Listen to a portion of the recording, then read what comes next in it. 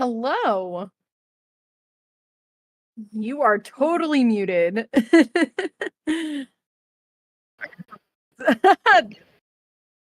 Oh, first time? How are you? It's good. Yeah, absolutely.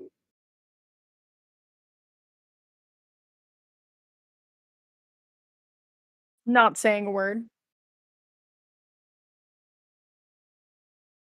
That's that's content creation for you. The Everyone will just, like, let you go for as long as possible, and then it's, like, 45 minutes in, and it's like, "Hello, did was anybody gonna say anything?" I totally get it.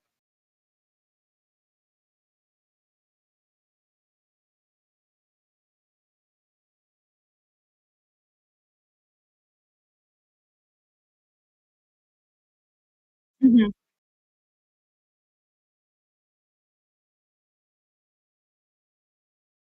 Yes. Yes, I have. Mhm.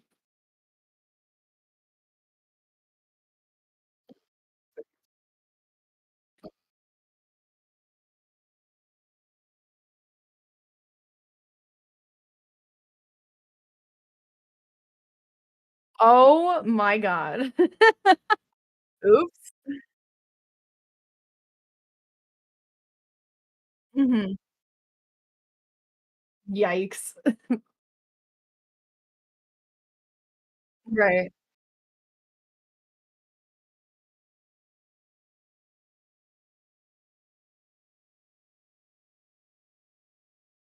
Gone.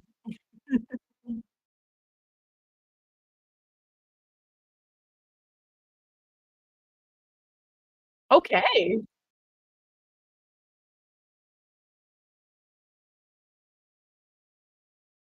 Mhm. Okay. Mhm. Interesting. Interesting. Okay. Can't say that's on, like, my, I guess, like, world of interest, but that definitely does sound interesting for sure. Mhm. Me neither, to be fair.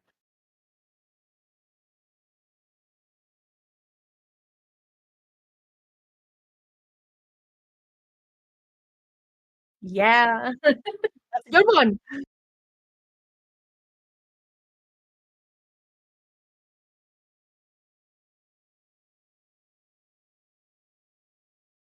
Oh, here we go.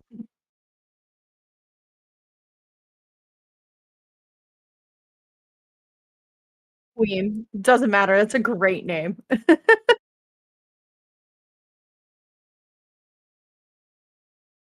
Oh, that's cool.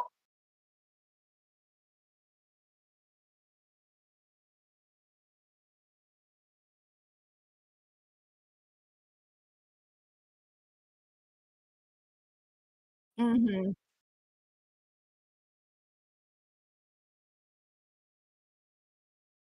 Mhm. Yeah. Yeah. I mean, that'd be fun. Mhm. I'm good. I'm good. I mean, if anybody ever follows me on social media, they know how I really am doing. Um, I think it's like I'm, like, going through, like, this weird transitional part of my life where, like, I'm unemployed, like, affected by the mass tech layoffs.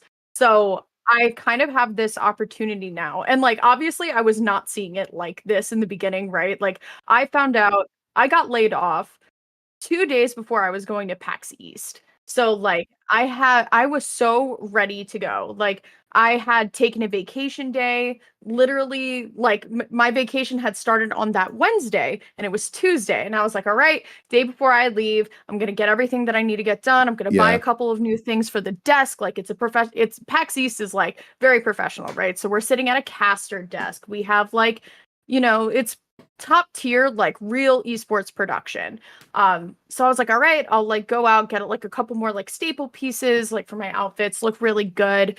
And then, I had that morning I woke up and I was like, I'll just get like a little bit of a late start to work. It's totally fine. The company that I worked for was based out of California. So Yeah. I was like, oh my God, it's like 9 a.m. there. My first meeting isn't until 1:45 my time. Like I'm Yeah. good. So I go, I get a haircut. I'm like feeling good. I bought a couple of clothes in the morning. I'm like, all right, like, Feeling and then yourself, I'll getting get to dolled up and work everything, as right? soon as right. So I'm like, all right, now as soon as I get home, I'll get right to work. Like I'm a pretty good worker as long as I have some time to wake up in the morning. I Yeah. think that's also why like I'm very hesitant to like ever go back into an office because if I could just roll out of bed and do my job, I will absolutely do it. But like travel time, prep time, it's like ugh, like I don't Yeah. want to dress up to go into the office. I just want to do my work and chill. So, I got home, ready to go, feeling great, just got my bangs trimmed. I was feeling on top of the world, got the message, hey, Oh we're gonna have a no. meeting at 1:45, you and me, we're gonna talk about your future. And because I worked in the games industry, Yeah. uh, we worked out of Discord. And I went into my Discord to just like start my day because I was like, all right, like a Mm-hmm. little weird. And then I noticed that all of my admin access was gone. And I was like, oh no. And looking back, I really found out before I found out that I was getting laid off. I found out via Discord, which is like Oof. so gamer. It's so That's gamer, but it's so so funny. that's But so I bad. yeah, it's hard, right? Because honestly, living the dream job and then like I Yeah. went to PAX, I had a great time at PAX, but like the moment I stepped back in Philly, I was like, "Oh my God, I don't have a job Oh anymore." Like no. that's That's so crazy. terrible. I But like know. I said, like I have this like beautiful opportunity to really kind of like recreate whoever the fuck I want to be, right? Yeah. Like and that's the only way that I can see this positively. Like do I stay in Philly? Do I continue to just live here? Do I move back closer to home? Like do Mm-hmm. I get another job like across the country? Do I get a job like still in games? Obviously that's what I want, but Yeah. like this time I'm like very grateful for because I still have a support net that's like amazing and like I'm not going to say my unemployment's too bad, you know what I mean? It's very livable per week. So I've had a lot of free time to just kind of like step back and be like, okay, Be pretty who do inward. I want to be? Right. And that's really coming out for me in Pokemon. Like Yeah. I like lived and breathed Smash for 9 years of my life. Like a lot of Ooh. people, may not have heard of me until commentary, but like Mm-hmm. I did everything in the Smash community before like commentary popped off for me. So, Yeah. it's a weird time in my life, but that's kind of like how it goes, I guess. It always comes to uh like this thing that I've realized every step along the way, like whatever you're into, Mhm. it's it's kind of just like that baseline to kind of figure out your initial identity. And then that's as you kind of live in this, like whatever it happens to be you're really into, that's when you kind of really truly figuring out who you are inside, aside from your basic Right. interests. That's why they say, like, oh, you can't spend all of your life just being entirely focused on this one thing, because once it all Mhm. goes away, who knows what you actually have left, right? Those people who make the one singular thing their entire personality don't really got much left Right. to show for it if it all goes away. and Right. and like, especially if you invest so much time into like doing the one thing that doesn't garner any kind of like positive results for yourself, or like Right. any kind of positive affirmation, if that takes Mhm. over and then it's gone, you are left like a completely broken human being who doesn't know how to look inward. Yeah. And I think it's a really good point that you're bringing that up because I think right now Smash is like not in a good spot. I don't No. think you could ask one person in the community and be like, "Is Smash in a good spot?" And people would say, "Yes, absolutely." I think now is like a really important time to not only like support your locals, right? And like uh do Certainly. all of the things that you can do on like the ground level, but also like an amazing time to start like looking into other things that you vibe with. Like I said, like Pokemon came into my life like right when I was really, and I still think I am kind of burnt out of Smash. I think once again, I've been doing it for too long, and like I've been on the commentary grind now for like 2 years, and that kind of like took the. Can I curse? Let's see how long I've been gone. Technically, we've been on for long enough. Yes. The commentary grind kicked my ass. We'll keep it tame for now. So it was just kind of like it was like okay, going to event to event to event to event every single day while also working is like it's abysmal and it's hard. Yeah. And like now it's obviously support like your locals, but not a bad time to start checking out other things that you Oh kind yeah, of like to certainly. do. So that's kind of like how I see it. It's Smash will come back. It definitely will be, but I think right now, if you like another game, why not try it out? True. True, true. There's always PM. um, um, you know what? Hold on real quick. Hey everybody, anybody that's watching, how's it going? We got really into it really fast. Partially because our guest here has a hard out time, and I'd rather get into it and kind of like dive deep into it.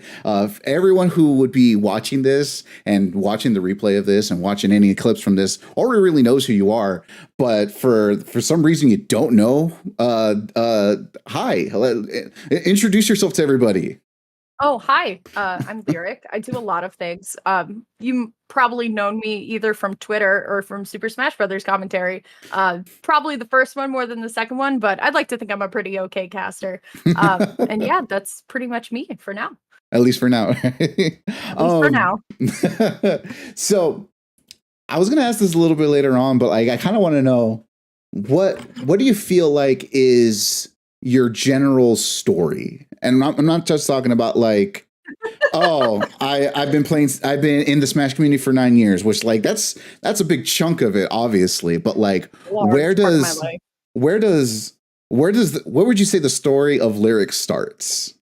Up until like probably about really getting into Smash, and then your journey afterwards, and then eventually your journey into commentary. Sure. This is a good question. So I think like the rest of us as kids, right? I think there's a very negative connotation when it comes to Smash a lot of the times of like Smash community is just full of high school weirdos that came together for Smash Brothers. And I hate to be like, that was totally me, but that was totally me. Yeah. Like I wasn't too popular like growing up. Like I was pretty awkward and like very loud and kind of like very socially unaware at times, just to kind of like give myself like the honesty, right? So I didn't really like have a lot of friends. I think for me, video games were just like always like in my life, right? So like I always say like my first video game was definitely my Tetris on my mom's phone, and then Pokemon Yellow. Yeah. And then every birthday, every holiday was a game system. Oh, Game Boy Advance, Game Boy SP, going up to the Cube, GameCube, Wii, all of that stuff. Like what do you got? Show me what you got. Oh, hell yeah, bro. The classic. The original SP right I here. love that shit. Same one. And I still got, I don't know if it'll show up on camera, but I got Yu-Gi-Oh up in there. Mm-hmm. It's a good shit. So yeah, like everything just was video games for me. Like I said, I was a little bit awkward as a kid, like very like socially like unaware. So once again, not a lot of friends, but I did make best friends with my high school bully. Fun fact. And I'm serious. Like that's fun to hear. He was picking on me in study hall in ninth grade. And this one girl like turned around, her name was Nicole. I'll never forget this. And she was like, "Why do you keep picking on her? She's not doing anything to you." And he's literally, if you ask him, he says, "Yeah, it kind of just stopped after that." He's like, "I don't know why I was like picking on you, but I just was because you were annoying and weird." And I was like, "Okay." And then after that, like we became best friends. Like, we did everything together. We went to the mall, and like as 15-year-olds, I mean, I was an emo kid, shocker. I hung out at my mall. I was a mall kid, went into Hot Topics, studded belts and all that shit. Like I was the emo girl of my like high school class, and I was okay with that. Yeah. But we used to sit in GameStop on the floor for Nice. hours on end talking to the GameStop associates, like the people that worked there. And one of the Yeah. guys' names was Kevin. Like Kevin was lit. We loved hanging out with Kevin, and like that's what we did all the time. And then my best friend Ben, his name is Ben. He got me and our other best friend Jack. And we were kind of like the trio. Like we did everything together. Like once Ben and Jack got a car, forget it. And now I GG's. was right. Like I was also the baby of the friend group because my birthday's in October and everybody else's birthday is like in the beginning of the year. So like I wasn't getting my license and all that stuff. But we did everything together. And one day, I don't know when exactly he found it, but Ben found the Smash doc. And he was sold on it. And he was just like, oh my God. And he would tell us everything. Now, granted, once again, I had no fucking clue what the hell he was talking about, right? Like, Yeah. I was like husband, wife, what the fuck are you talking about, bro? But like, whatever. But we were the trio. We did everything together. So it was 2014, and we had just come back from MagFest, which was a convention in Maryland. And he was like, hey, this tournament called Apex is happening for Smash. And like, we don't need to enter, but we could just go.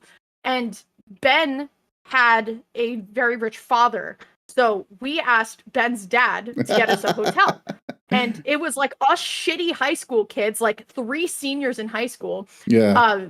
Going to Apex by ourselves. Like he literally just checked us in and left. It was like, you guys have a blast, right? Yeah. Now here's the thing, right? So I still wasn't 100% sold on this Smash community thing. I just was like, all right, Smash Brothers, whatever. I suck at it, just like the rest of like me and Jack were both terrible, and Ben was amazing, and he would just spend time like kicking our shit in. And that was like our Friday night. Like we did everything together, I shit you not. So we go to Apex, right? And the one person that I had heard of that was at Apex from like, competitive gaming like stories on the internet was Justin Wong. So I ended up watching more Street Fighter that weekend than Smash. Nice. But by the end of the weekend, right, I watched Justin Wong win Street Fighter, and then I got to see the like very infamous PP winning shit, like winning the whole thing, and like it was amazing, wild. Right?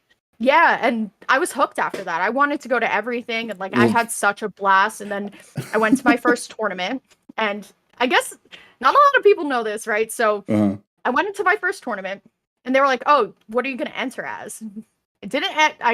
I was just like, I don't know what the fuck to enter as. I'm like the only girl here. Just sign me up as girl. So my first tag in Smash Brothers was girl. Like, that's funny. So cringe looking back, like 10 years ago, you know what I mean? Yeah. So it just kind of like happens like that. Now, the thing is, this is like senior year of high school. I ended up going away to college pretty far away from home. I would say about like 5 hours. I felt like Ben, Jack, and I like all went our own separate ways. Like, at least for a little bit. I ended up like dropping out of that school because it was just way too far. Like 5 hours away from home for me, I didn't realize like was so crazy. So I moved into Manhattan, New York, and Ben was only a train ride away because he was on Long Island at that point. So at that point, I had been in the center of what I thought was East Coast Smash at the time, which was New York City. So I had gotten super involved with Nebulous that was running there. And I still will always say that the true Smash community, the best Smash community I've ever been a part of, was 2016 Melee. That local was really, really special. It usually ran on Saturdays, but myself, Juice Man, and Hope, these 3 people that kind of like worked for Nebs, like we weren't the main TOs. We ended up like asking the venue if we could start hosting a tournament on Tuesday nights specifically. And that became Nebs After Dark. And it was just another Tuesday night tournament. But then it kind of blew the fuck up. The Like Tuesday we one? would have like yeah, on a Tuesday, 60 to 80 people sometimes on a Jesus. Tuesday. And everybody was coming after work, but it would and then we had the college students like home when they were home. It was just crazy. And that tournament was seriously like some of the best times ever. Like I was not a seeder. I was really just kind of a bracket caller. I think for a lot of people, when they think TO, like they're like, oh, I have to see the bracket and blah blah blah. There's different like levels of TOing. I Yeah, was not a definitely. I know some people had like some like differences in like how they wanted to seed, but I kind of like let that up to the top players at the time. And I would call the matches, I'd run the bracket, we would leave, and then we walked to St. Mark's Place and got a dollar slice every single Tuesday for like 2, 3 years. And it was seriously like some of the best community like I'll ever see and I'll ever be a part of. Like I don't think that feeling can be recreated anywhere else, to be quite honest. It was like such a different time, especially because, Smash 4 was like out at the time. It Hmm. definitely didn't have like that like strong grip at that point because I think by the time like we were really kind of like up and running, Bayonetta was kind of killing the game by then. Oh So no. like yeah, so it was like Melee is just amazing. Like I had a little bit of time with Smash 4, and then Customs came out, and I was like, this game sucks. Like, I hate this game. I almost made it out of pools at Evo. I was like, oh man, I'm gonna make it out of pools at a major. I've done it. I'm the best. Lost to Wario Heavy Bike because he didn't tell me what it did, and I was over it at that point. I was like, I'm gonna go play Forget Melee. that Fuck this. noise. Forget this noise. Right, exactly. So then Ben actually became top 100 in Melee too. So like it Wait, was wait, is it just kind of that like Ben? no, it's Oh, okay. Vortex. Okay. No, different Ben that plays Sheik. Okay. I was about to say, I hold know. on. Hold up. I told my Ben, Pause. I told my Ben, I was like, dude, you're crazy. And he was like, that's not me. And I was like, wait, what? So Not what we yeah, expected. so I had my time with Melee and I loved it. And then Ultimate came out. And the only reason why I played Ultimate was because somebody told me that Zelda was better. And I've always been a Zelda main. Like, I played Sheik in Melee, played Zelda in Brawl and Pit, weirdly enough. I wasn't like a real competitive Brawl player because that ship had sailed by the time I was like in the community. Yeah. But played Zelda, loved her to death. And then I stuck with Ultimate for a little bit. And I shit you not, this is how commentary happened. I was a streamer at this point, like a pretty hardcore streamer. I was like streaming every day, like after college for money, because I wanted to go into gaming no matter what as soon as I graduated. So I was running Wi-Fi arenas. Like that's the best way to get people into your stream. If you want to be a Smash content creator, run the Wi-Fi arenas. So I had a friend who was running Smashadelphia, which was or is a tournament ran out of a convention called Too Many Games. This is 2019 at this point. 2019 or 2020? 2019. So my friend Drex, Tio, he's like, hey, I had a caster drop out. I need you to cast. And I said, dude, I have not casted one day in my life. What are you talking about? And he's just like, trust me, it's the same thing as running a Wi-Fi arena. You just talk over it. You're going to be great at it. Trust me. And I was just like, what? So, and then Just he like told that. me about all the perks. He was like, yeah, you get in for free. We'll pay you. And I'm like, sign me up. I get in for free. Forget it. Like, Hell yeah. I'll get it for free. Go. And my first block ever was with Flambeau. And I was like, listen, Flambeau, I've never done this a day in my life. So don't worry about it. We're going to have a good time. You go back in those VODs. Those VODs were awful. Those were terrible. I didn't know anything about commentary back then. And then I got to cast with my good friend Koopa, who obviously I'm still really close with. And I told him, dude, I have never done this before. He goes, don't worry, I'll carry you. And that man did. He absolutely did. And then, I don't know, commentary kind of stuck. And I think it's kind of funny that the one thing that, I tried to help out the Smash community in every single which way I did, right? Content creation, TO, everything, right? And then the only thing that stuck was the one thing that I didn't actually try to do. And it just kind of like came to me. And I was like, all right, I guess I'm doing this now. After Smashadelphia, I got booked for Glitch 7 because Smashadelphia was on VG Bootcamp. And I had a time of my life where I was living in MDVA right at the boom of VG like right at the boom of VG boot camp. It was Hmm. like I would take the mega bus from New York City to Maryland, do whatever I needed to do in like MDBA, like go to a Xanadu on a Wednesday or on a Tuesday or on a Saturday, and then I'd take the mega bus back up. Like that was kind of it. Like I was between New York and Maryland, but like most of the time I was like hanging out in Maryland on my weekends. So, I got to see VG boot camp like go from like zero to what it is now. Yeah. I was at the first glitch. Like the first glitch was held in one singular room because Xanadu used to be a card shop. Yep. At Glitch, they have like exhibitions and you can take pictures with like cosplayers and like sets and scenery and all that stuff. The first like glitch had Apostle on the barbecue, and that was it. That was like the thing. Apostle was I'm like gonna say it right now. I'm gonna say it right now. If you're telling me that the main thing is, main hey, attraction. our tournament has barbecue. Barbecue. Yeah. I'm there. And it was That's good, awesome. right? It was like hot dogs and hamburgers. I love to bring it up when I've casted glitches of like, yeah, I was at the first one. It was just Apostle cooking on the Barbie in the back. Like he was just vibing, doing his thing. And like I was like half doing MDVA, like really involved with MDVA at that point, and then half like in New York City Melee. And it was like a really good like mix of the two once like I was kind of like done with Smash 4 because I had still known all those people. So Tantalus saw me casting Smash Adelphia in 2019. He's like, you want to cast Glitch? And once again, I get him for free. So I'm like, yeah, like and you got barbecue. Yeah, well, no barbecue at Glitch 7, but yeah, whatever. This was like way like down the line at that point, right? So like I was like, yeah, sure, I'll do it. And this is right when Vicky Kitty kind of like had left Smash, and Vicky and I consider to be like one of like my best friends. I love her to death. And I was like, all right, I'm just gonna follow in the steps of Vicky Kitty. But I say commentary these days looks a lot different than commentary back in the day. There's a lot more people who are just kind of like, I'm gonna be a caster no matter what. These are like all the things that I'm gonna do, and I'm sure we'll talk about commentary in a little bit. Sure. But like back in my day when I started, I just kind of like I just showed up. You know what I mean? I wasn't the best caster because I didn't know how to cast, but they saw me casting, they thought I was cool, so they were like, "Hey, come cast our event." And I was like, "All right." Then Glitch was over, right? And then a couple majors had gone by. I didn't apply to anything because it was like whatever. Like wasn't like that much. We didn't have that many majors back then.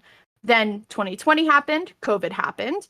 I took a break from commentary because honestly, I didn't really chase it in 2019. So what was the point of chasing it in 2020? And then I don't know. It's kind of funny. Like you went ham. Pennsylvania lifted event restrictions first. Okay. So the team that I'm a part of, NPT, we were like, yo, all right, restrictions are done. We're running an event. Let's do it. Cross Up came around. Layson was like, yo, you're casting top 8. Wasn't a me decision. I was commentary coordinator, but he was like, I want you on top 8, you and Koopa. And I was like, you got it. Like, sure, let's do it. Then, Cross Up happened. And then Konami Code happened. And then I just kept getting hired. Like, it just really just kind of kept, right. It just kept happening, kept going. I kept applying to things. I just kept getting it. Like, and that's kind of like the Smash side of like everything that's happened. It's like when I tell you that commentary has straight fallen into my lap and I've just taken it as far as it could go, I really truly mean it that way. It's funny because like there was a Coney video that dropped a long time ago. It was this is how you get into commentary. And the first thing that it shows up, the first slide is you would have had to have been there at least 15 years ago when nobody cared about commentary. I hate to like kind of say it, right? But like commentary these days is a lot more political than what it was back then, right? Like everybody saw kind of the greats go at it, right? Like TKEE, Coney, right? And then you would have like the other people that stepped up like over time, right? Like Bam and Vicky and all those people. And they really Charles, kind of like became they became staples, right? Has Koopa, like all these people. And they just kind of like, they were the ones like no one ever really questioned it, right? So then when new people start showing up, myself, Ajax, Skiff, Dara, like all of like new players, now everybody kind of wants a piece of the pie, right? Like, oh, I want to be a caster too. So it's very different now. Like I said, it's a lot more political. I think there is a little bit of competitiveness when it comes to casting. That like who gets blocks, blah blah blah. It can turn very ugly. I have seen the ugly side of casting. But for me personally, like casting isn't my job. Well, maybe it is right now, to be quite honest. Casting was not my job back then. It was just something that was like really fun to do, and like it allowed me to travel like everywhere. And like I seriously only want what's best for like all of my friends around me. Like Certainly. As a caster, especially like understanding like, hey, this is a West Coast event. I'm probably not going to get it because they have casters on that side of the globe. Yeah, you know what I mean? certainly. They would need to fly me out. There's no way I can convince Jerry to pay for your Wave Dash ticket. Yeah, no, unfortunately. Once again, like I'm so stoked for my friends over on West Coast that will get Wave Dash. The thing is about casting is that like I think a lot of the top casters are pretty turned off to the way that it is now, because like obviously they come from like a place of like stature, right? Like they're like, oh, it wasn't like this back then. And let me tell you, it definitely wasn't. But now there's like a new age of people that, and this is my problem with casting, right? I think a lot of people want to be a caster, but they don't play the game. And I'm like, you can't tell me, if you cannot tell me why somebody lost this interaction, you can't really be a caster. You know what I mean? Like you got to be able to like at least know a little bit of what you're talking about. And I think when a lot of people come to me for commentary coaching and like I kind of like give it to them straight, sometimes people can be turned off by how straightforward I am, but honesty is the best policy when it comes to like commentary coaching, especially. Certainly. Like I had RJ, leader of Collision, tell me that I sucked like 2 years ago. And you know what? I was really upset by that. Because I was like, damn, like I thought I did a really good job here, blah, blah, blah. I was like, was that really me? Yeah, but I went back, I looked at that VOD, and you know what? I did suck. And 2 years later, I worked to improve my craft. I like sought out resources. I asked questions, and now I'm a better caster. And honestly, sometimes it's really as simple as that. Like it's as simple as just like recognizing, you know what, like, no, this wasn't a good block. And instead of just crying about it, I want somebody to hold me to a standard, or I'm going to hold myself to a good standard. And I'm going to improve based off of the fact that I want to be better at this. Right. I think Certainly. a lot of my motivation to get better at casting was, unfortunately, Twitch chat. I would read Twitch chat. They hated me. And that's the worst thing to do. That's the worst thing to do. Man, like, oh God, I suck. Like, I read Twitch chat. Lyric doesn't know what she's talking about. I hate this girl. Get her off the mic. Like, blah, blah, blah. And it's like, well, you know what? I'm going to go get better now because you all said that I can't. Yeah. And honestly, we're going to overlook the misogyny first, but... Well, that's a whole nother topic. We'll get into that after. I have some interesting views on that I think a lot of people sometimes like don't understand. But personally, for me, like now, whenever I go into, I feel like the golden rule now is like, oh, don't look at YouTube comments, don't look at Twitch chat, blah blah. But it was actually Emma, who I just casted with at Xanadu Homecoming, Jigs Bugs, and she was reading the Twitch chat, and I was like, oh, girl, like you're reading the Twitch chat, don't do that. And then I did, and everyone's like, oh, lyric commentary, lyric commentary, like the best. Like I love when Lyric's on the mic, and I'm just like, shit, dude, they really like me. Like that's like some really good feeling is like when I can go back in the Twitch VOD and think, oh man, I fucking sucked. And then Twitch chat's like, fuck yeah, I love lyric commentary. I'm like, all right, you know what? Like I guess my standard now is a lot higher than what it was back then. Certainly. You know, it's pretty crazy because like you went from like having like you say you were like this emo kid in high school, and you kind of, it almost felt like, I want to say by accident. No, it was like I guess by accident you really got into what you were into, like between getting into Smash and having the good, like just the fortune of having a wealthy friend to get to Apex, and then eventually letting that all happen. It's funny because like the thing that I think of, like, I come from a punk background. I come Hell from yeah. DIY background. Sure. Like Fuck out yeah. here, I'm out here in SoCal, which is why part of the reason why I brought up Jerry from Top Shelf. We Mhm. actually went to high school together. Oh, He I love was that. he was a freshman when Mhm. I was a senior, so I met him when So he was in sweet. his scene kid phase. All Oh, right. good So, for him. but a lot of the bands we ended up did seeing, there was a lot of crossover. So a lot of the ska punk bands, a lot of the psychobilly bands, the metal bands, right? Right. So I come from having being a part of this with a very dense DIY attitude and outlook on it. Like a lot of the shows I went to, aside from just being basically in dirt backyards that it's a bunch of underage kids hanging around, Mhm. probably getting into things they definitely shouldn't have legally, as far Right. as we're concerned. But like we didn't have much, so we kind of Right. made do with what we had. Like the thing I bring up all the time was when a band would set up and they need to start setting up or breaking down, it's whoever in the crowd decides to run up and grab an amp and move it out of the way so the Right. next group can come right in, right? Right. So that's where I came from. Right. I'm definitely a little bit older than you because if you know how old Jerry is, he graduated 2012 or something like that. I graduated in Not that much '09. older. Yeah, Not so that I much older graduated in than '09. me. Yeah. So I'm Okay. 32 now.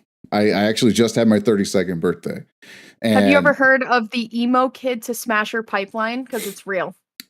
You don't yeah, know how it's so it's real. There's fun. so many people that are like, "Oh yeah, I was just scene kid." And it's like, "You're not special, No, bro." it's not. It's not true. It's definitely not the case. Mhm. But like me coming at like the idea of like what all of Smash is and kind of where it comes from is much later. My story with it is I've kind of only really got into it about 2018, when Ultimate was first announced. Up until Right. then, like Oh I wow, was, you're early. yeah, You're early. yeah, like when Ultimate got announced, I was like, hey, this is awesome. Let me get into this. It's a new Smash game. Let me just start playing. I know what the Mhm. hell I was doing. Last time I played a game at that point was probably almost 10 years. Just Right. because like I wasn't really playing video games because I was hanging out in people's backyards or going to a show that technically wasn't a venue because it was an abandoned parking lot that people said, Yeah. hey, this is closed off. I think we can get away with this for a little bit. This right. Right. Makes And their sense. stage was like 4 pallets. Mhm. So I come and see this as like almost like a little bit of that methadone of like realizing, Mhm. oh, there is this sense of almost underground camaraderie Yeah. with what Smash does and what it brings, and as you look into a little bit into some of the history, the greater FGC is kind of the same way where Yeah. it comes from like a deep DIY. We don't know what we're doing. We don't know if we have anything special, but we're just going to do it because we want to. And then Yep. eventually, for certain people, it can be that bridge to create so much more. And a lot of Right. it is almost always by accident. Right. So like for me, what I wanted to do, like I didn't think I was going to be playing. I honestly wasn't even that good. The only reason I ever got into Elite Smash was because Min Min DLC was released. Yeah. And that's how I got in. And people are scared of a Bowser forward smash. That's the only reason I'm an elite, and that doesn't really mean anything. Um, so I decided I was thinking to myself, you know what can I do? What can I bring that's different Right. to the space? And what I wanted to Mhm. do at the time was, hey, I have a camera. I want to talk to people. I want to talk to their experiences, and let me Right. just go to local. Smash Yeah. Ultimate is really popping off. I've seen the Smash Dogs, and I maybe go to a couple melee events as well. Across the street from where I used to work is where they held Friday Night Turnip, which I don't Mhm. know if you've heard of it. I've heard of it. Yep. Yes, that was across the street from where I used to work, and it was funny because I saw it for years on Friday nights because I would work graveyard, and it was the middle of what was happening, And I'm like, all right, that's cool. Whatever the hell is happening over there. There's a bunch of people always there on Friday nights. It's pretty awesome. No, lo and behold, that was Friday night turnip happening. So I was like, let me go to a local. I had my list of questions all lined up. Mhm. And I'm just like, what's my first one that I want to go to? Oh, okay. Oh, March. You know what? March, that's a good one. Mhm. And that was March 23rd of 2020. So needless to say, Yeah. that didn't Yikes. happen. That was not happening. So now that recently that like all this stuff is kind of more or less past, I think we're at a point where we can say COVID is in its state of emergency is over. You Yeah. know, we're kind of not really there where it is an enormous issue for all of our livelihoods. Right. So I started kind of like reaching out to people. Not really reaching out to people. I decided let me go to a local. And you know, I was just some rando guy with like a GoPro and Yeah. and I'm like asking people like questions. And it was pretty fun that like just people were like willing to say yes to some guy with a GoPro and a mic. I ended up going to this local out in the San Fernando Valley by a group called Dreamcatcher Gaming. They had a tournament series called Brinstar Depths. They actually flew out Icy Mist. Oh, okay. So if you saw that Icy Mist was in SoCal, that was the reason why. So they flew out. Makes sense. So they flew out Icy Mist. They eventually ended up flying out Jackal for Venom. I'm like, Right. oh, this is cool. And kind of from there, people were like, oh, is Strader's going to be coming through with the GoPro after a while? Because Right. I'm talking to whoever I can just to see what they want to say. And Right. I kind of really didn't really even want to talk to like who are I know in my local scene are the top players, you know, like Right. I mean, granted, also Larry Lur doesn't show up to anything. I think that his first like real local was I think last week.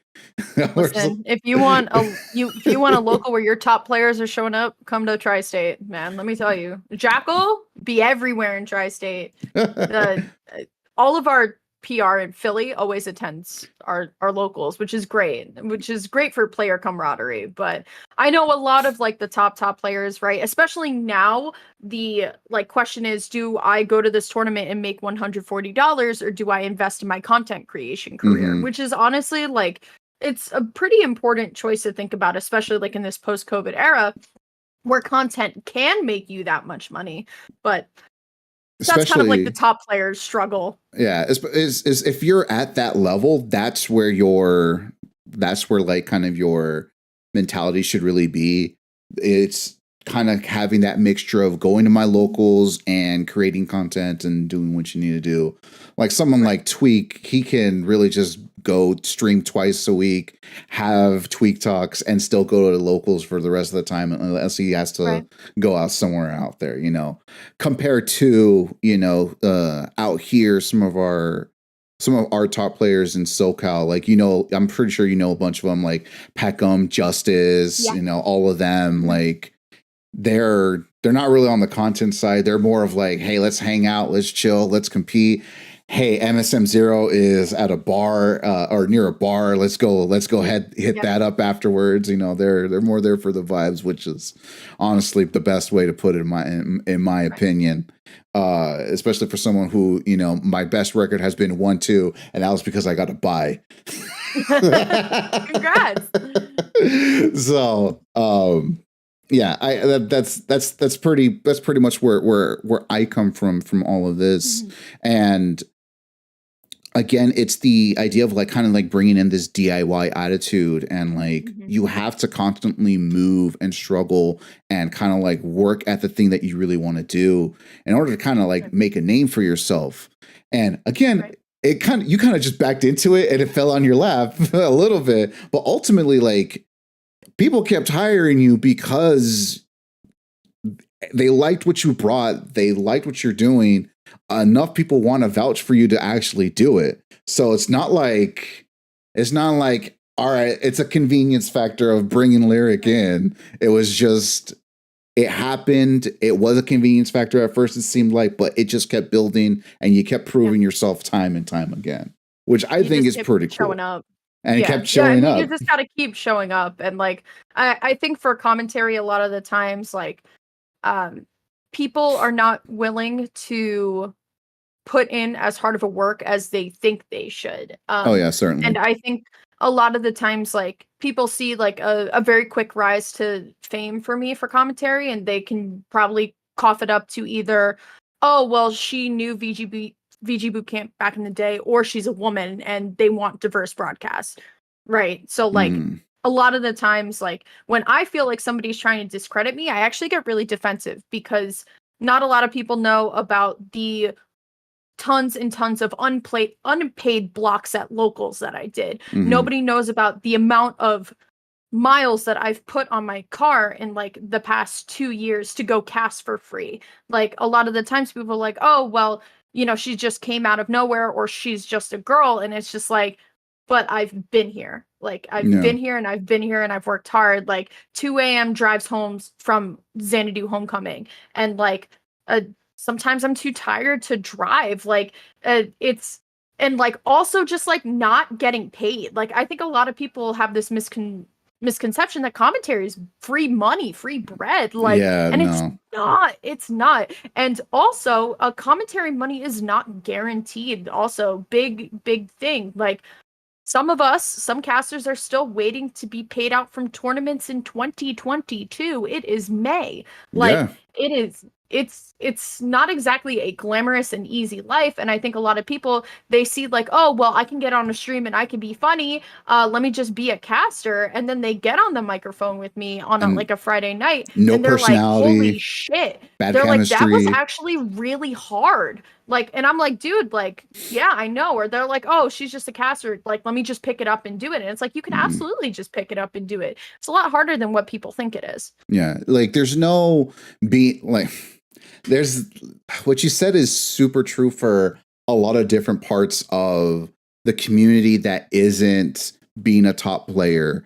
They believe that there's this kind of like, oh, you are you are in production, you are a caster, you are a TO. Oh, Right. you're part of the smash bourgeoisie that has all of the money and just hops in their Lamborghini and dips out Yeah. when they're done. Right. That's not what that is. Mm-mm. There's the infinite struggle. I bet people don't realize that a person will go into deep debt because Okay. they decided to just to go take, I need to take 2 weeks to prep for this tournament, and there's no guarantee they're gonna get the full payout of everything because they didn't have enough people enter their tournament.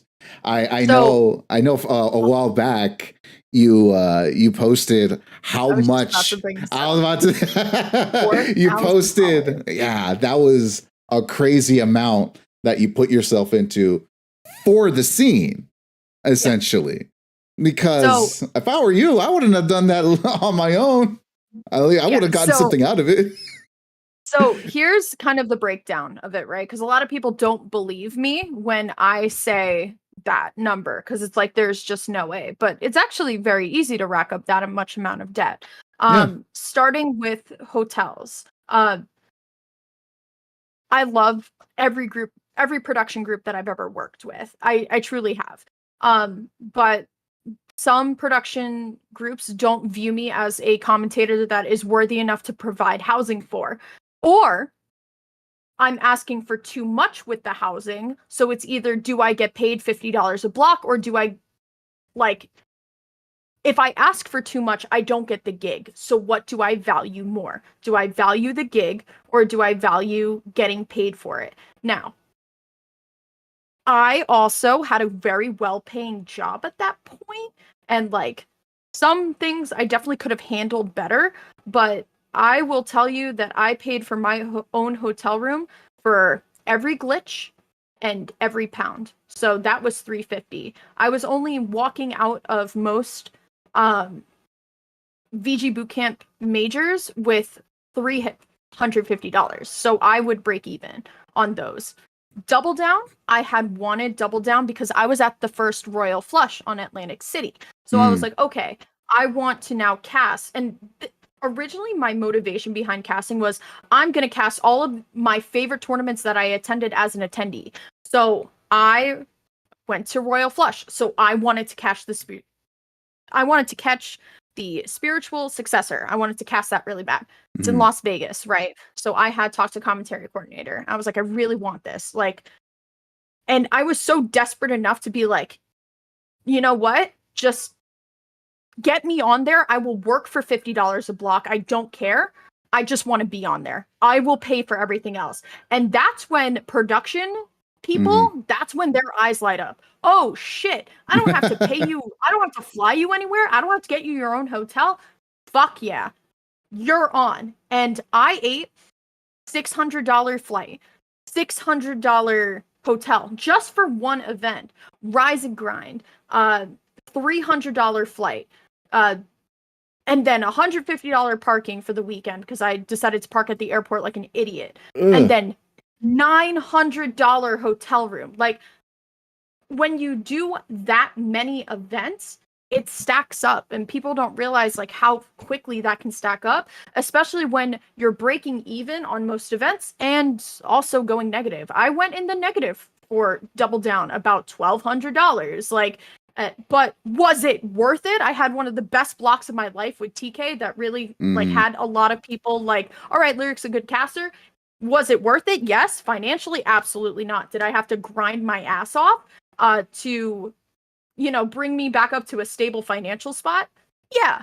But I have to say though, like for casters at least, Panda did one thing like really right, and that was pay their casters for all of the Wi-Fi events that they did. mhm, Bamboo battles on Mondays, like sure everybody has their thing with Wi-Fi tournaments, whether they love them or not, right? But that was a caster's like dream event to do every Monday. Going from phase two of bracket to the end could be 4 or 5 hours, $150. Like, oh my God. And that happened every week, and there was a rotation for it every week. mhm, Like, Panda took care of their casters. As can't really speak to anything else, obviously, because I wasn't there, but they took care of me. And like mhm. they definitely helped me dig out of that hole because of how much I was casting Wi-Fi for them. But like I said, like 4K, $4,000, like just to make it where I am now. And Smash World Tour and Panda Cup are both gone. Ugh. So it's like, now what? It. I actually want to ask about like a little bit about the Wi-Fi era. Like, where were you? What were you doing community wise? Was there anything that you were actually doing community wise? Because for me, I kind of I followed everything live up until there was no longer live events. I think the last in-person event was CEO Dreamland. I want to say that was like Yeah. the last in-person event that we all had. Mhm. Um, and like it wasn't until like mid 2021, I want to say our first real thing back.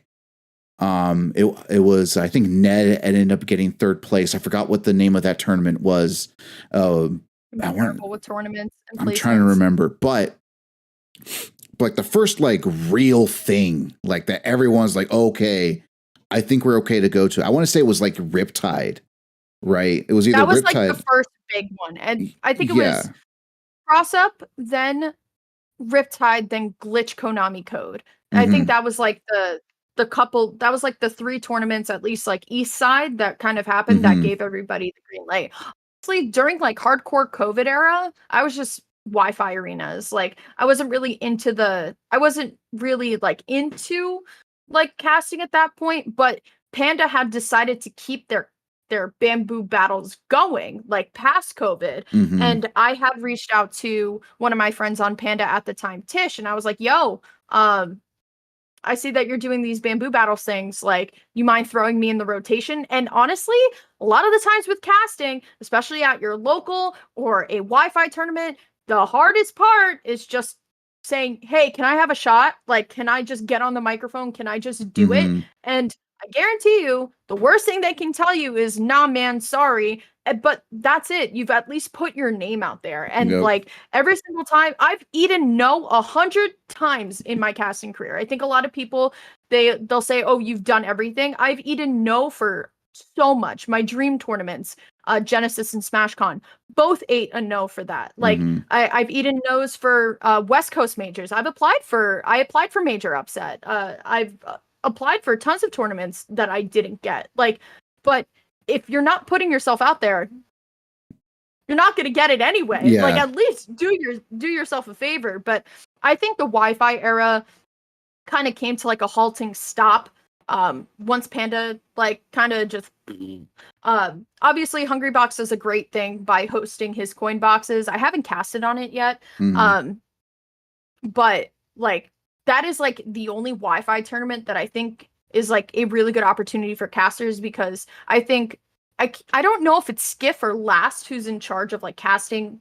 or Hmm. like bringing on casters for that, but like any visibility, especially on Hungrybox screen, is a Yep. great visibility. And I know that they try to highlight casters that have not like gotten like big mainstream blocks.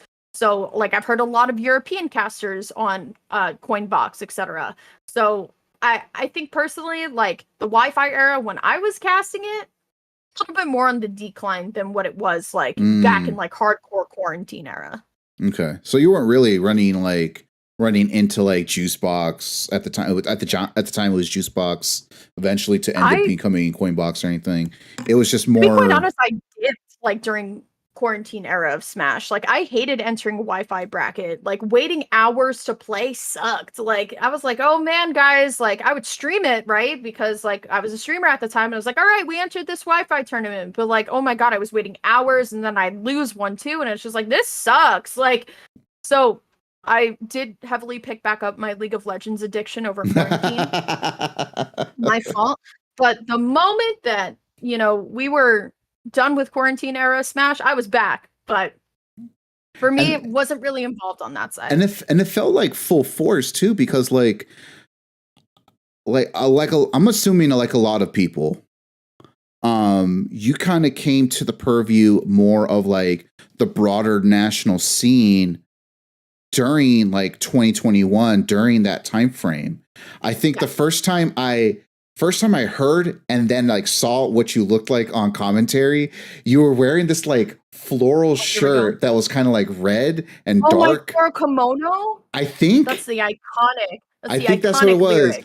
And my first thought was like, she looks like the cool spooky bruja aunt. Stop it. Did I have bright red hair at that point? Yes, you still had your bright red hair at that time frame, and I think that's what it was. As like Yeah. Yeah.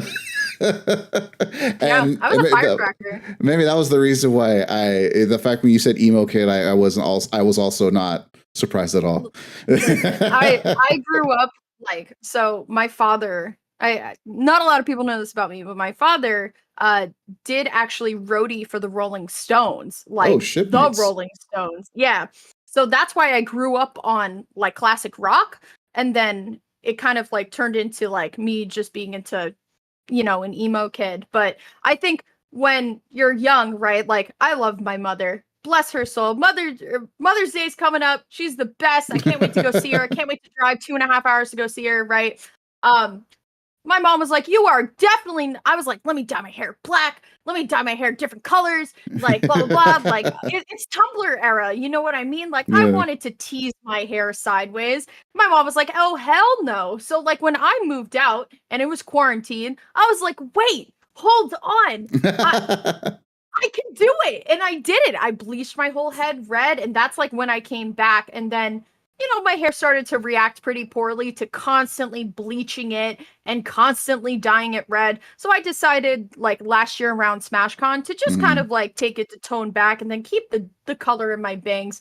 But I think like every emo kid who is told no to dyeing their hair, the moment that they get their first ounce of freedom, it's like, I'm doing it. I'm doing it. And like I did it, and I love that era. And to be quite honest, when my hair grows all the way back like to where it was before I cut it, I'm totally gonna go back at least for a little bit. It's not gonna be any other color than red, but I felt like hot shit when I got up on that microphone and I had that headset on and like I was like redhead, like I it was so invigorating. Like I felt so good. Like my bright ass red hair, I would always get it touched up right before a major too. So every hotel As I you was in, should. I had to make sure I did not stain the bathtub because I was always afraid of an incidental charge. But like No. for now, like the black and red, this is like orange right now because I Yeah. haven't casted anything in a little bit. For now, this is cool, but like the moment that it grows back, we're going like back bright red, like firecracker Back to prime everything. lyric. Absolutely. Absolutely. That's awesome. That's awesome. Um, Another thing I kind of wanted to ask about, like, so you kind of like brought up, you know, before the kind of the unfortunate circumstance of, you know, what happened in your parallel life. Like, what was happening parallel to your life from like your entrance into the Smash community up until kind of right now, and like, what do you kind of see, or what do you plan on be letting your parallel life be? You know, because I'm sure like Smash is there and it's gonna be there for a while. You know, and you know, if you the moment, you know, someone says, "Hey, we need lyric on commentary," and let's swoop her up. You know, that I'm pretty Right. sure those opportunities aren't going away anytime soon. But like, what was your parallel life along that throughout your Smash journey, and kind of where has it been? What is it now, and what do you have any plans for what do you want it to be going forward? Good question. So to kind of talk about, so there's Lyric and then there's Emily, right? They're, to be quite honest, sometimes they're very two different people. Sometimes I am not feeling 100% when I'm like at an event, but the moment that I put on that headset, I have to be somebody else. That I think Junebug said it at Apex, that he said this to me and Koopa behind the like the projector. I'll never forget this. Commentators use all of their extroverted energy on that microphone. And that could be not more true than me. So I guess to like go across like the 9 years, I found Smash in the beginning of 2014, like I had said.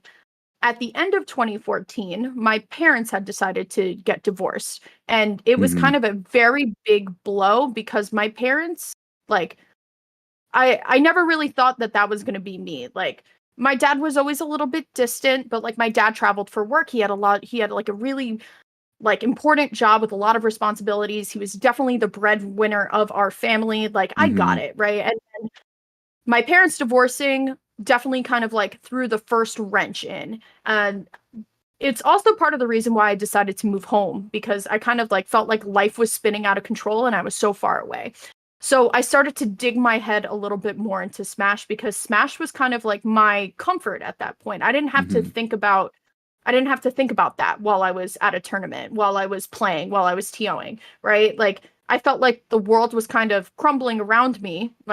I and the only thing I really had was my GameCube controller and my friends. Mm-hmm. Um so throughout that time of me being at college, like my parents got divorced. I had to move out of like my, you know, nice raised ranch 2, 3 story home into I decided to be with my mom because my dad had moved to Mm-hmm. Florida. So me and my mom had to move into an apartment and my mom wasn't making as much money as my dad. So my mom and I moved into a basement of a house together. My room was the size of an office cubicle. And like I said, I hated being home. I didn't want to be home because it was just a reminder all the time of like how much I had lost. And I grew up in a really nice spot of privilege. Like I'll be the first to tell you, like money problems weren't like real for my family. Like I was Mm-hmm. very, very fortunate to never have to worry about like, you know, where my food is coming from, where like, you know, if I can afford to like go on school trips, etc. Like I'm very, very blessed. And Can then I all of pay a for sudden we're prom? Types of things like right that. Yeah. and like I was shot into like what was it felt terrible lower middle class where my mom was really only the one like making bread and the only way that like I was able to not think about it was to just be at tournaments. So I went to tournaments all the time to kind of like hide my pain.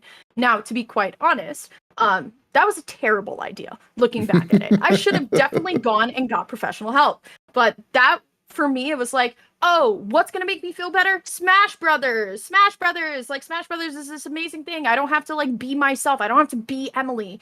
So I kind of, like, shut Emily down for a long time, and I didn't really take care of my mental health. And I was just lyric all the time. I was just always happy, and, like, I was always just, like, I always was at an event. I was always helping somebody. And, like, still, like, all throughout college, I kind of just, like, neglected my mental health and was just Emily, or just lyric all the time. And, like, it came to a point, like, I would say, you know, especially when commentary started and, like, all the hate comes in, right? It went from, like, oh, I really like being lyric, where I get to be in an event all the time, where people hate lyric, or they want her off the microphone. Nobody's happy to see lyric. And that was, like, that was a shock to me, because then I didn't know what to be at that point, because I couldn't be happy on the microphone because people hated me. And then it was like, oh God, then I have to go travel back into myself of Emily. And Emily hasn't been taken care of for now what would be like 9 years of me Many just years. just constantly pushing her down, of saying, like, okay, we need to hold out, like, don't come out, don't, like, it was kind of like suppressing my mental health, like, at that point. Like, if I was constantly at an event, I never thought about how I felt. And it was only until, you know, I would say like a year or two ago, like during the grind, the commentary grind, that, like, I guess the Emily side of me is like, dude, we can't do this that much. Like, you're tired. Like, I'm tired. And, like, it came to a point where I really didn't like going to events, because it was just too much. Like, I didn't want to go to a local every single day of the week. It was just, I was so burnt out. And some argue that I still kind of am burnt out. But I think, like, throughout the years, Emily has been suppressed. And it was only until maybe a couple months ago, I would say, maybe even like a little further than that, maybe like 9, 10 months ago, that I was like, oh shit, maybe I should, like, take care of myself a little bit better. Maybe I should, like, start, like, looking into other things. Because I love Smash. Smash, for me, like you said, it's never going to go anywhere. If I get hired for a major, I'll be there. Like, I want to continue to cast Super Smash Brothers Ultimate. I think I will always be able to cast Super Smash Brothers Ultimate, but I think sometimes, like, Emily comes out and is like, yo, we're tired. We're tired of all the traveling. We're tired of, like, the Twitter is a lot sometimes. Twitter can be very mean. A lot of the times I don't post what I get, but when I do, everyone's like, oh my God, that's horrible. And it's like, I get it after every major block. I always say my DMs are open for constructive criticism after every major block, because I genuinely want to improve. And that, you know, invites some really shitty people in. And that really sucks. But I think, like, I started going to therapy, like hardcore therapy. I've gotten diagnosed for a lot of my issues. Like, I'm taking medication to, like, better myself. And Emily is starting to get taken care of. But Lyric now is kind of dealing with the, oh my God, every event, I'm so tired. Like, okay, like, going to Albany last weekend was the most exhausting thing on the planet. Waking up at 5:30, driving to Momo's house to drive another 4 hours, and then driving back. It's like, dude, I'm tired. Like, it. And Which is why, from what I've seen, it seems like you're the only one who can. I don't know. I don't know what the hell that's about. You got to start setting up a carpool situation or something. Yeah. Oh God. Well, I have been one of the only drivers for a long time. Like, a lot of the times, like, it was me driving, because I was the one that was like, all right, events are back. I get to go. I get to grind commentary. Blah blah blah. Like, it's time. It's good. We're chilling. But then, like, everybody would jump in my carpool and, like, then disrespect my car, like, leave shit in my back seat. And I was like, I'm so sick of this. Like, I'm not driving anybody anymore. Yeah. But the gas money was great. Once again, had a job, so I didn't really even need to worry about that. Hey, it's my cat who decided to jump up on me. Hi, kitty. That's Mochi. Mochi, go down. Talking about something serious. Such a jerk. So I guess, like, Smash has always been there for me, and I love it. And I will never regret being a part of this community. But, and the community can always count on me to go cast a major. But it is like prime reinventing myself time. It I is. have potential, like I have so much potential right now to go and do something else. And that's kind of Pokemon. Like I fucking love Pokemon TCG. I have been consuming Pokemon TCG content. And honestly, as terrible as it is that VG Bootcamp and Panda Cup and Smash World Tour have like all kind of gone underground and like not happening as much and like commentary opportunities aren't as much, it's given me a lot of time to get comfortable with exploring something else that I'm really passionate about. And like, you know, I watch a lot of TCG broadcasts. I watch a lot of TCG content, and where Emily and Lyric both want to go is there. And I have to say, like, part of the reason why I love it so much is because the local that I go to, I am not the oldest person in the room. Being the oldest person in the room at 26 at a local is kind of jarring. Like, I feel like, so I, according to a lot of people in my life, I have mom tendencies. It happens, okay? Like, I get very anxious while being around a lot of like our local players because they're all loud and they start screaming and then they don't know how to like take care of themselves at a major, like someone always loses their wallet and it's like, oh my god, like, oh you poor thing, like I can't do it. And like there's so much stress that comes with being the adult in the room because it's like, I now feel responsible. Now, granted, no one has ever told me that I'm responsible for them. It's just a personal feeling. It just happens I've to always, be. It right, ended up I just happening. have mom tendencies. That's just how it is.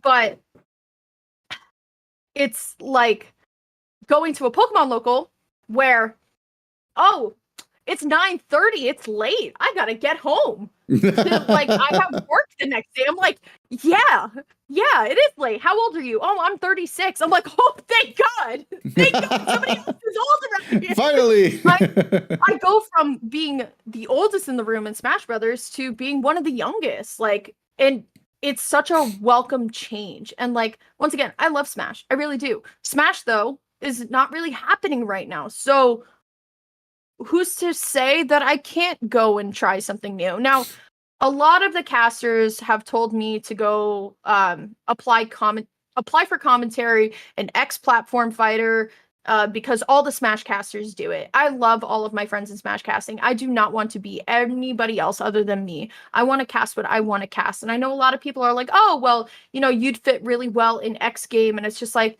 I can't cast a game if I'm not passionate about it. That's just kind of like how it is. Like, if I don't like the game, I'm not going to give it the love that it deserves. And that's why I'm trying to learn Pokemon TCG casting as fast as possible because I would love to jump into that. Like, that'd be pretty cool. It would be. And like, I've already met a couple of the casters, you know, like talking to them on Twitter of like, oh, how do I get involved more? Like, and you know, some of them even knew me from Smash, like have watched me cast Smash. That's awesome. And did before I was in TCG. So it's definitely, my heart will always be in Smash. I know Vicky always says this, that Smash is always home. I feel the complete same way. Smash is always home. It will always be. Yeah. But I don't want to be stuck in Smash forever because it's the one thing that I just know some casters, like, they're stuck in Smash forever. And I know they don't want to be. And I know, for me at least, like, Pokemon is something that I'm passionate about. It only just makes sense that, like, that's my next jump. And that's where I'm going next. I will make it as a TCG caster. Like, I have no doubt. If I throw my work ethic into Pokemon, I'll make it quick. That's right. Yeah. So that's kind of like what's next. But like I said, Smash is home. It helped me through it has helped me through every hard time in my life. Parents divorcing, my grandmother passing away, multiple breakups, like all of my friends in Smash are really like awesome people, and I will never forget this time in my life where I've gone into travel around the world in my fucking early 20s just playing video games all the time, and like my mom still doesn't have any fucking idea what the hell I do, and she doesn't believe that it's real. But you know, it's just the fact that like there's so much more out there right now, and I want to go see it before Smash is just and then I have nothing to show for it. Yeah. Well, I will say though, if for some reason you ever make your way down to SoCal, I'm gonna give a shout out to POW Gaming. They have a How's TCG. it? Huh? Yes, Yeah. They have the Pro? TCG. That's Pro's, right? Yep. Shout out to Fro. Shout out to Fro Yep. for letting me know Nope. about POW. They have a TCG local on Sundays. I want to say it's was a place called Cycle Turtle Collectibles. That's where it's at. Yep. So if you find yourself in SoCal, stop by, talk to Troy, see if he'll let you cast or something. They also do VCG if you're down for VCG. Can I just say, I tried to watch VGC last weekend because a smasher, fun fact, named Mezzy, aka Zone, literally got top 3. And like there Oh, are tons ships. of smashers that play VGC and not a ton of them that actually play TCG. But like I was trying to watch VGC, just not my jam. I love holding the cards. I feel like VGC is like, Tactile. I hate coin flips. So like I'm not going to VGC any single time soon. But cool game, right? Loved Scarlet Violet. Not my vibe. Not my vibe at all. Oh man, Lyric, I think this is super awesome. Like, I love your story. I love how like almost by accident it became something probably way more than you thought it was going to be. And it's so cool to kind of hear that like that happened for you. I'm really happy for your story. It just proves, some people they could just be at the right place in the right time, and it just consumes you in the best possible way. I know you have a hard out in about 20 minutes or so. I want to call it here right now. But the way I call it is it kind of started with the very first one that I did with this with Oates from Major. So shout outs to you, Oates. Give me 10 questions. Doesn't have to be about anything. Can be Smash, can be not. And I will do the same to you. It could be whatever it is you want, whatever it is you want to ask. Just go for it. If let me see. Let me do a coin flip. Let me look up the good old fashioned coin flip of Google. Flip a coin, and let me clear all that out. All right. So, what do you want? Heads or tails? I always take heads in TCG, so I'm taking heads. All right. Ooh, off with your head, tails. All right. And just like in TCG. Flip, but okay. All right, go ahead. Ask 10 questions. Whatever it is, okay. Almost nothing is off limits, and I'll tell you if it is. Chances are it isn't, though. Who's your favorite Smash caster? See, here's the thing. I need to tell you. You can't. It's not me. You can't. No, listen. No, I'm telling you that you have to set the caveat. You can't choose EE, TK, or Coney. You can't. Oh, you can choose them. No, to me, you're not allowed to. All right, you're not allowed to, because they are just like number one echelon folks. Okay, sure. Because so if that's the parameter you're putting, I'm putting it there because that's the way I feel. Okay. They are blunt. Let's get them out of here. Okay. I'm a cheat and say my favorite local caster is probably Fro. Yeah, Fro's lit. He's awesome. Fro. He's a good guy. On the larger scale, probably the reason why you ended up being my favorite caster was the energy you had for Let's Make Big Moves with the Here we go. with the hero. And you're like, thwack him. I was like, yeah. That was a perfect storm clip. That was like, yeah. I have to give Devin from House of 3000 so much credit, by the way. Like, when I cast, I am an audio nightmare because I'm loud and I'm shrill. And any other broadcast producer, maybe outside of a select few, my mic would have peaked. Something would have been off about the clip. And then the audio would have been my fault 100%. And Devin knows exactly how to mix me every single time. Yeah. Where my yells aren't terrible, right? I get really excited. I'm sorry. Like this game is so funky and funny. Yeah. Like especially with like Steve and Kazuya all there. Like whatever. Like, and I'm so glad Devin actually like just mixed that clip perfectly where Koopa is like singing "There Goes My Hero" and like me, I'm like thwack him. Like, I think that was awesome. I think that was the moment that made me think, okay, I think Lyric's probably my favorite caster because of that. Again, it doesn't help. Like I said, the first time I saw it, I was like the spooky bruja aunt. That I like that. I like the cut of your jib. So 9 left, right? Yes. If you had to pick a DLC character to be added, one last one, who would it be?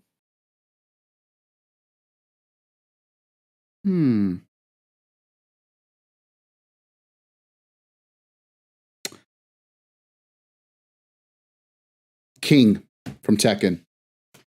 Good for you. Hell yeah. I think we need it's a good choice. I think we need King from Tekken. That'd be awesome. That'd be awesome. King from Tekken. Okay. Favorite Nintendo game that's not Super Smash Brothers?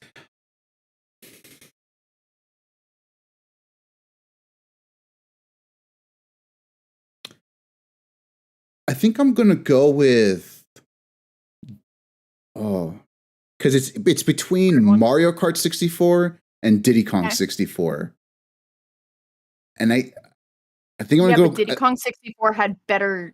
Diddy Kong Racing had better music. Yes, and I think I'm gonna go. Diddy. I'm gonna go with Diddy Kong Racing. I'm gonna go with Diddy Kong Racing. Okay, 4. Yes. Oh, well, who's your favorite punk group? Oh my god. You definitely have not heard of them because they were from the LA scene. And by LA scene, I mean specifically where I grew up in the San Fernando Valley. There were this band called Blasphemy Squad. They were like the first punk band that I was like, oh, this is definitely what it's about. Because it was a group of 4 Latino kids, screaming about racial injustice, screaming about Western imperialism, and other weird just just very sketchy, aggressive music. And it was pretty awesome. So I would say probably Blasphemy Squad if I want to cheat and go local. And probably my favorite overall punk band, Jeebus. That one's going to be harder. Because I definitely can't say who it was back in the day because the singer's definitely super canceled. But I'm going to just leave it at that.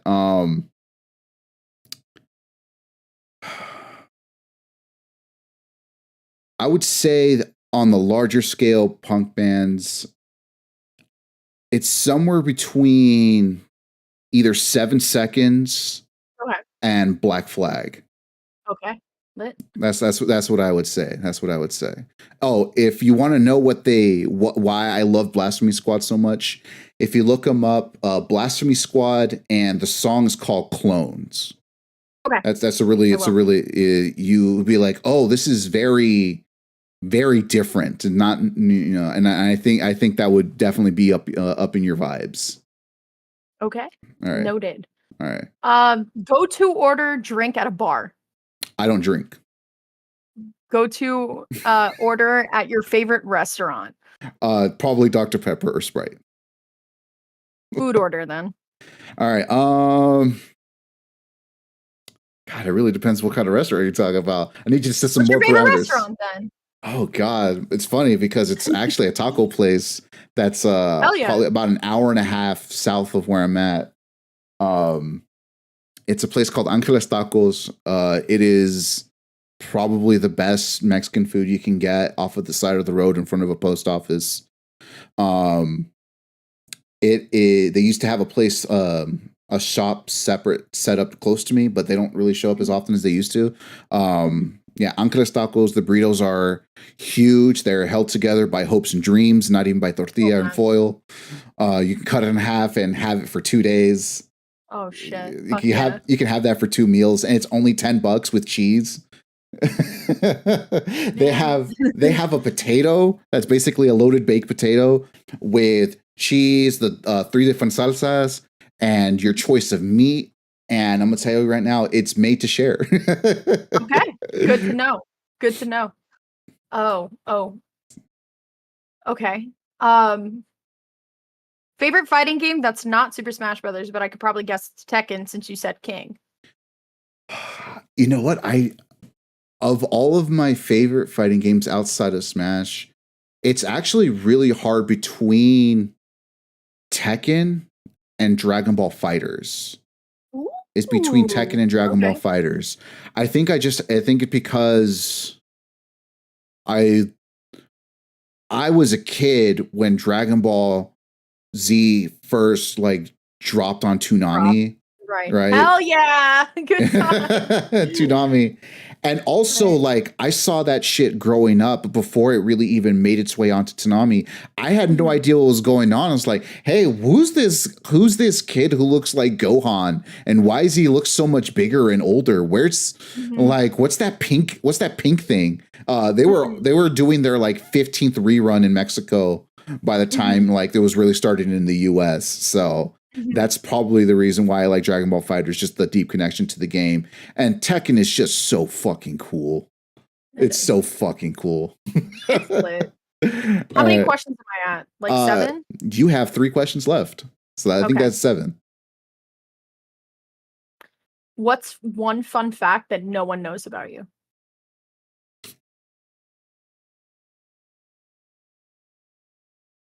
Hmm. I'm trying to think. Oh, this is when I like telling people.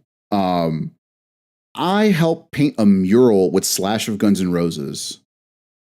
And Okay, we that's lit. and I helped paint a mural with Slash of Guns N' Roses. I was actually just hanging out at the park, being a degenerate like I always was, hanging out with all the other skaters and punks. And a friend of mine was rolling through, and it's like, "Hey, what are you doing here? Like, being a degenerate." And he goes, "Yeah, that sounds about right. We're here because they're painting here." It's like, "Yeah, I noticed that when they showed up."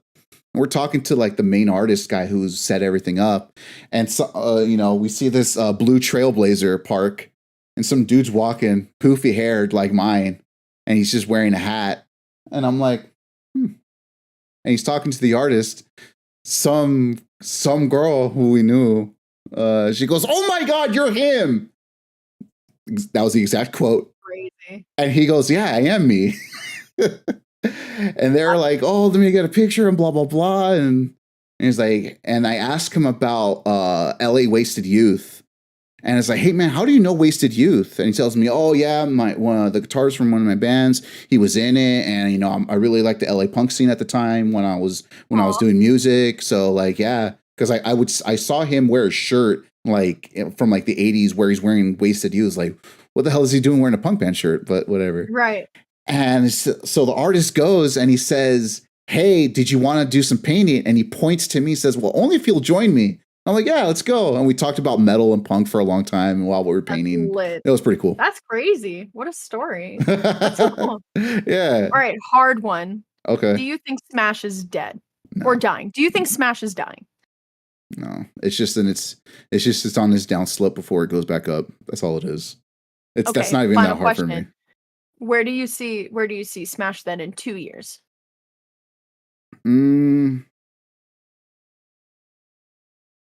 I think in 2 years we will find out who is the next. I wouldn't say VGBC or Okay. BTS, No, I get what you're but saying. something along those lines. We'll find Okay. out who that next crew is, and I'm willing to put money and say that it is Top Shelf. Yeah, I agree. I'm willing to put the money on and say Top Shelf is definitely that next group to kind of carve out their niche within Smash, not just in Melee, but in Ultimate as well. Mhm. Because that's where they got their start in Melee. Right. Right now their biggest, most watched, consistent stream that I've seen has been MSM0. Right. They also have Rage Against the CRT, which it doesn't get as many views, but whatever. That's not the point, at least to Right. me. They are consistently putting their name there, and Right. their name is getting out there a little bit more and more, and their reputation is building ever so slightly, little by little. So I think in 2 years we'll see Top Shelf really come truly into its own.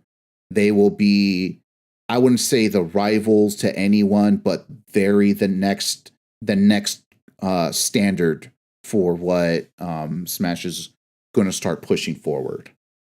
Okay. I think that's 10, right? That is 10. That is 10. Okay. Let me see. What do I got? Okay. What's been your favorite Oh, your card questions are so series? much deeper than mine.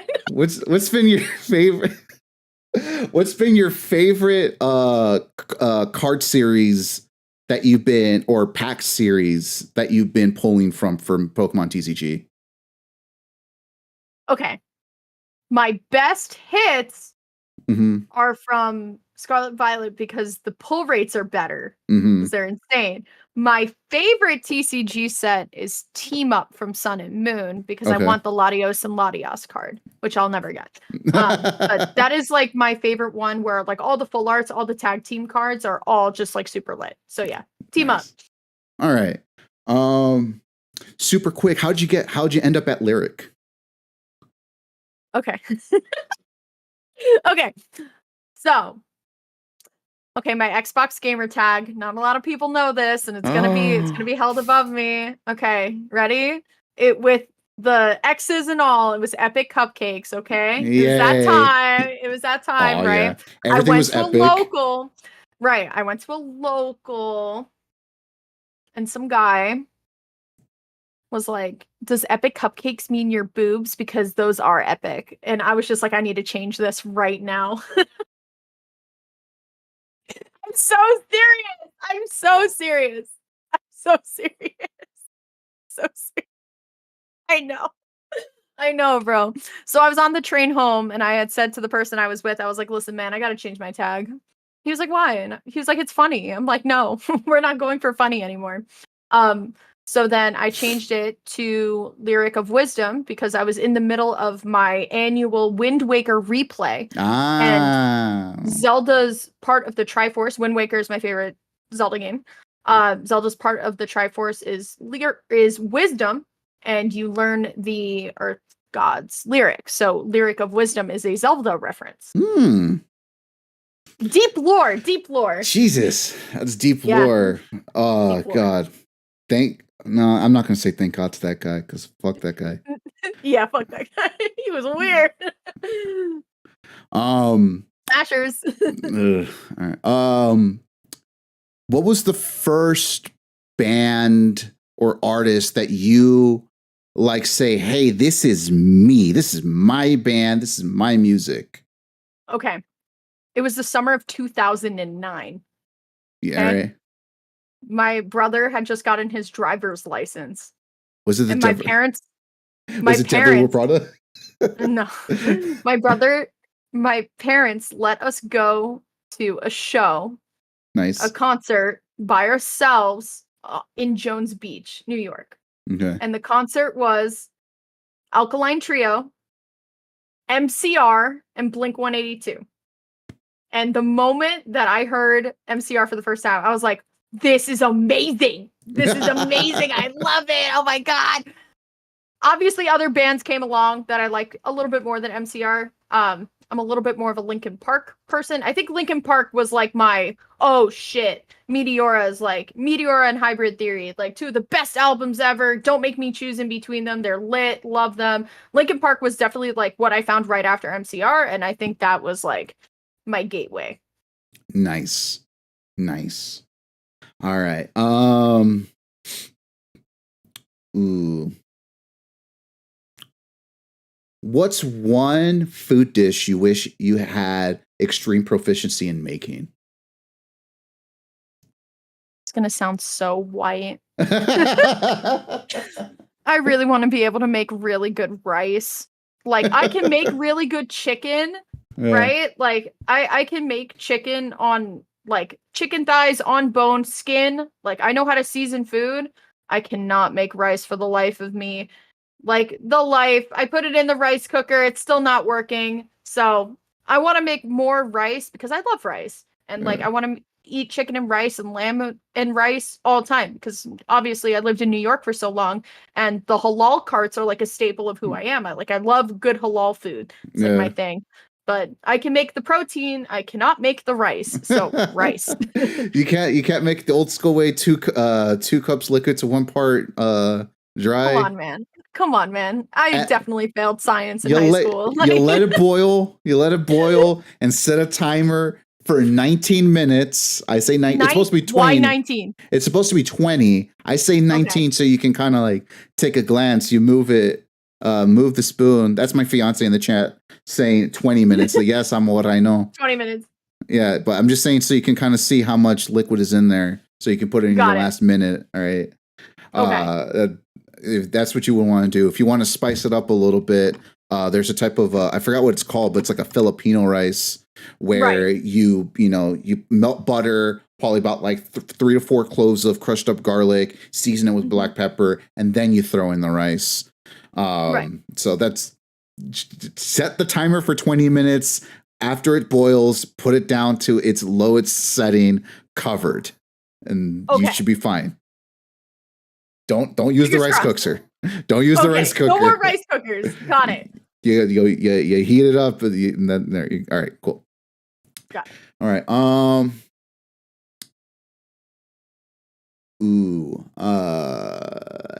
If you had the ability to choose who you would cast top 8 with at any major, super major, who would it be, knowing that both of your audio will never be fixed for the entirety of top 8? It's always going to be Nerf. Nerf is my static. I love that guy to the end of time. I want Nerf to like fly and succeed like on his own, absolutely. But like us as a pair, when we sat down and casted for the first time together, it was magic. So Nerf until the end of time. Period. Like obviously I would love to work with like TK, Cody, EE, Hazmat, Vicky, Koopa, Bam, Rod, Max. Obviously, like the casters on another level than me. I would always love to like work up. But I always find that I do my best casting with somebody that I've worked with before, somebody that I'm also like close friends with, because then the friendship comes out on the mic. And I've always said that the best Smash casting is 2 friends on a mic, like doing their thing. And I've never had that feeling better than with Nerf. So Nerf, period. Right. Bad audio and all. Yep, always, all the way through. We'd be laughing the entire time. All right. I'm gonna repeat a question from one of my previous 10 questions, because I want to know, what tournament would you want to go to around the world that is probably one of the worst places to go to a tournament to globally? Like, I'm talking, there's a high chance we're all going to get murdered, but the tournament though is going to be flames. Can I ask what the previous answer was to something like that? I think the 2 areas that were said were North Korea and Somalia. Okay, so I kind of like K-pop. So like North Korea. So you started the question with, what tournament around the world would you like to go to? And I'm like, yes, Kagaribi, like in Japan. Like I get to go back to Japan. It's lit. Like I was in Japan for a couple months. And then you were like, that will probably die at. And I'm like, Not die at. I said it'd be a terrible place to be at. Yeah, North Korea, probably. That's probably a very scary place to be. I would I don't know how I would even like live and breathe there. Let's go with North Korea. That's a All good right, we're gonna answer. go with North Korea on that one. Okay, All we're gonna right, go with North we're Korea. going Yeah. North Korea. Okay. If you had the ability to, and you would always make top 8 competing, would you use? I mean, this is you are guaranteed top 8 to compete in Melee for this. Oh, in Melee. In Cool. Melee. In Melee, you would guarantee top 8 every single time. The technology has been put together for this to happen. Cool. And the only way you do this is if a pair of modified Joy-Cons that only work if you're holding them separately. Would you take that opportunity? I have to be like the little Mac kid who like plays like this, right? He's like, yeah. Yeah. Yes, but it works for Melee and you will always guarantee get top 8.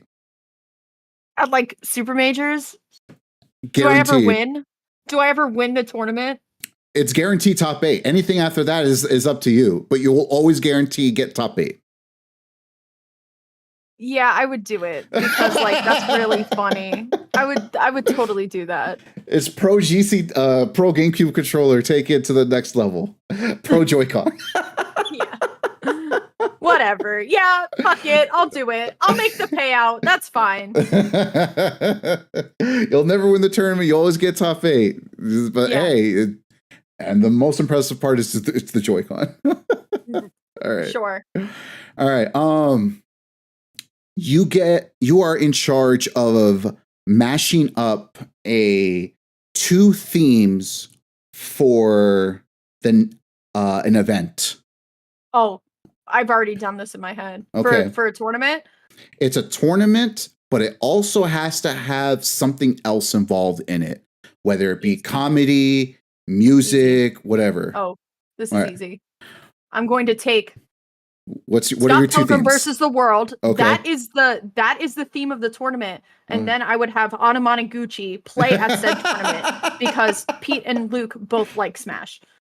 And if I had the money, I would 100% do it.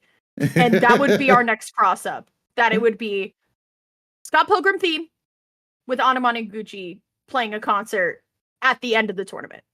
Not like what happened at CEO, obviously, but I think that was DreamHack. Oh, DreamHack. My bad. Right? DreamHack. Yeah, that's so funny because I think like the lead singer of Scene Queen like posted a video of herself and you can see Axe in the background like playing. Good crossover. That is. How many questions do we have? I got 3 questions left. Only got 3 questions left. How'd that happen? Keep going. Okay. All right. What movie or piece of media that you can watch over and over and over again has annoyed people in your life? I'm only laughing because it's relevant to like who I am now. SpongeBob and the word drink, because the moment someone says drink, it's like my drink, my Diet Dr. Kelp. My Diet Dr. Kelp. I say it all the time. It's like, oh, can you pass me my drink? And it's like, my drink? My Diet Dr. Like, I say it like on cue every single time. Specifically the Diet Dr. Kelp one. That's like my vibe. Oh, I love that. That's good stuff. Okay. I got 2 left. What has been your favorite interaction with someone that recognized you, either outside of a tournament setting, at a tournament, wherever? Okay. I don't tell this story a lot because I have like a hard time like sharing things on social media because I'm always afraid of getting misconstrued. And 9 times out of 10, I always do. Because I can never get my point across correctly of how I see it. So I've stopped sharing my opinion. So it was a couple months ago.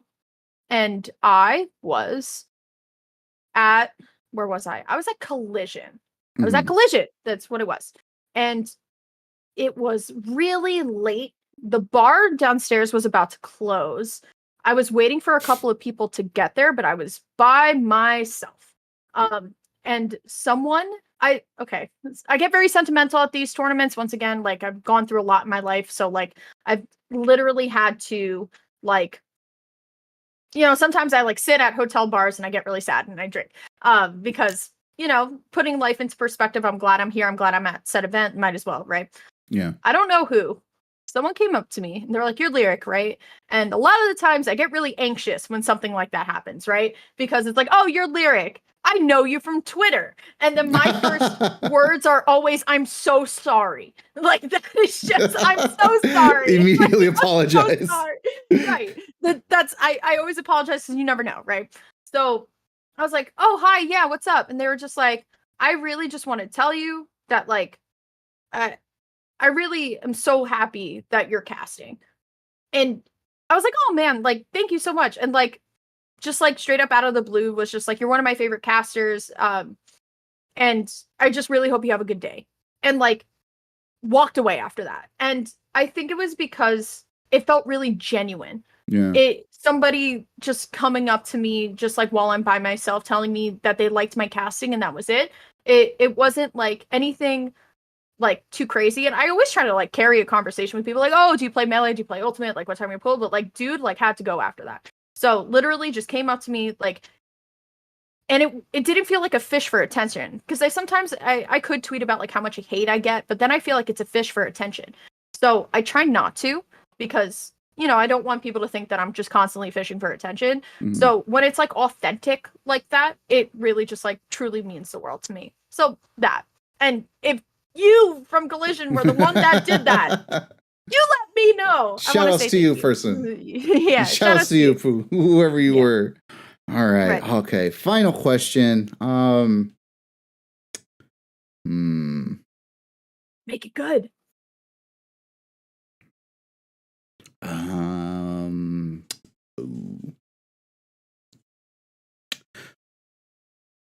What is one irrational fear that you have that you think you can get over if you were put in that situation, only to think this is going to make everything worse? So like you'll have all your other irrational fears, like you're pretty confident if you got put into it, like in immersion therapy, you can get over it. But which one of those irrational fears you get put into immersion therapy and you think that's the one that's going to break you? Bees. I'm so afraid of bees. I'm afraid of every flying insect ever. And if like truly though, I'm not really afraid of a lot of things. Bees are like it. I don't know if the amount of like, if you put me next to a beehive, I'm running, right? If you put me in a closed space with a beehive, I'll probably just like die. Like heart failure right there and then. Yeah, truly. So the only true fear that I have, bees. Bees. So, bees. I can't. That wicker I've lied man 100 times about me being allergic to bees. They're like, "Where's your EpiPen?" I'm like, "Didn't bring it. Sorry." Sorry. But I just hate bees. So. Oh my god! That wicker man scene. Yeah. Oh, endless nightmare. Oh god! Like Hunger Games when the tracker jackers got that girl. Oh man, I had to look away. Oh bees. My god. Bees. Oh god, it had to be bees. The bee movie was horrifying, I bet. Okay, no, the bee movie's fine. Any like death by bees, we're done. I'm out. Like we're good. No, thank you. Oh my god. Lyric, thank you so much. I loved this. I loved hearing your story. I love hearing, everything on the side that probably most people don't know about. I wish you the best of luck with the Pokemon TCG. It's probably going to be a great thing. I saw the stream where you stacked it all the way up to like I think almost your mic. That was awesome. We're gonna do it again. We're gonna do it again. I need to do the same. I got a bunch of Yu-Gi-Oh cards I need to open too. So hell yeah. This was awesome. I know most people already here who have seen this at one point or another. They follow you, they know you where you are at. But are there any shout outs that you want to give? Anything that you want to say? Where they want to follow you? What do you got for us? Shout outs to you. Thank you so much for having me and for us prepping this like 3 months ago. This was Yeah, awesome. it was a while. Yeah, it was a while, but it was great. Shout outs to my family. Always, they're always going to be the first people I shout out. Shout outs to Pennsylvania Smash. Love all of them. Shout outs to MPT. Shout outs to Layson. Shout outs to my D&D group, which is waiting for me right now. Oh, I got D&D tomorrow too. Hell yeah. Shout outs to all of my TCG friends. Shout outs to everybody who continues to support me. I hate the word fan. You are not a fan of Lyric. You're just somebody that supports me. Fan is very demeaning. I hate that word. And yeah, that's it. Thank you so much for having me. This was a blast. It was awesome. I'm gonna let you go. You go ahead. You enjoy yourself. Say bye. See you later. Bye. Bye.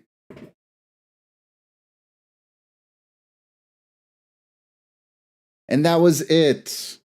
We had a chance to talk to Lyric. That was super awesome.